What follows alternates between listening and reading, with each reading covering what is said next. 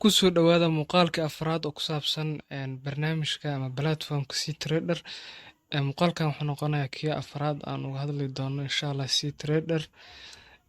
Maanta waxaan qaadanaynaa menuskan waxa lagu talagalay. Qaybtan waxaa waaye time frame markaad dooranaysid. Qaybtan waxaa waaye markaad template-ka naqshada jaartiga aad rabto inaad ku save garaysid. Qaybtan hide all the row macnaha waxyaabaha musawirada ka muuqda inaad qadartana. Qaybtan waxaa waaye cbot-ka.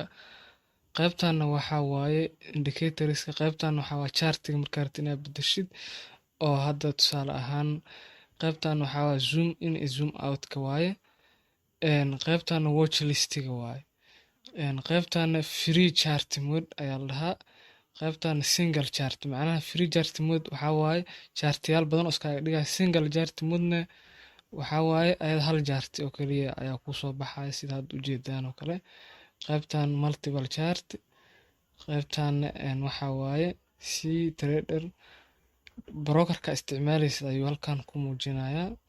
Qaybtan waxaa waaye trade watch-ka sida u jeedaan hadda lacagta joogno euro JPY H1 marka time frame-ka halkan ayaa drop minigan ayaa ka bedeli kartaa oo maaragtay aad ka dooran kartaa.